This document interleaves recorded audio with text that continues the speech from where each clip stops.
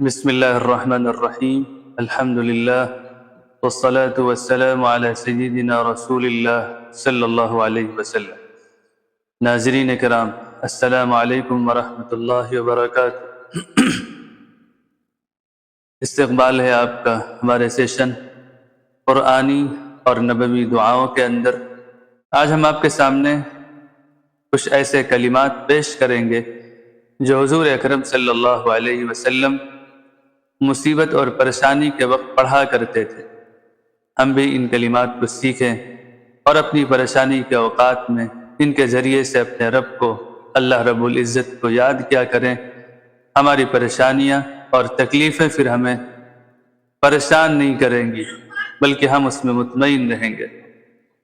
صحیح بخاری اور مسلم کی روایت میں یہ کلمات موجود ہیں کہ اللہ کے نبی صلی اللہ علیہ وسلم کرب اور پریشانی اور بے چینی کے وقت یہ کلمات کہتے تھے: لا الہ الا اللہ العظیم الحلیم، کہ اللہ کے سوا کوئی معبود نہیں ہے، العظیم جو عظمت والا ہے، ہر طرح کی بڑائی والا ہے، الحلیم بردبار ہے، اس کے اندر حلم ہے، بندوں کے گناہوں کو دیکھ کر بھی انہیں سزائیں نہیں دیتا ہے بلکہ برداشت کرتا ہے، وہ ان کی پکڑ فوراً نہیں فرماتا ہے۔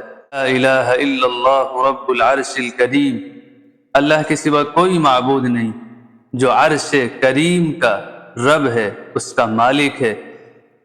لا الہ الا اللہ رب السماوات ورب الارض رب العرش العظیم، اللہ کے سوا کوئی معبود نہیں ہے جو آسمانوں کا بھی رب ہے، زمین کا بھی رب ہے اور عرش عظیم کا بھی رب ہے۔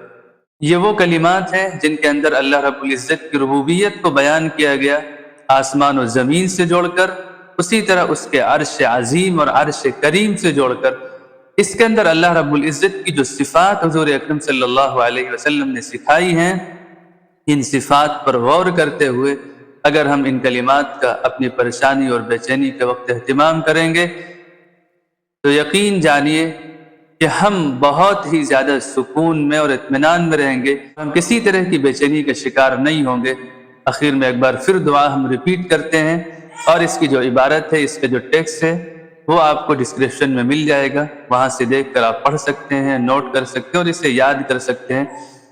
دعا کلمات یہ ہیں: لا الہ الا اللہ العظیم الحلیم، لا الہ الا اللہ رب العرش الکریم، لا الہ الا اللہ رب السماوات ورب الارض رب العرش العظیم۔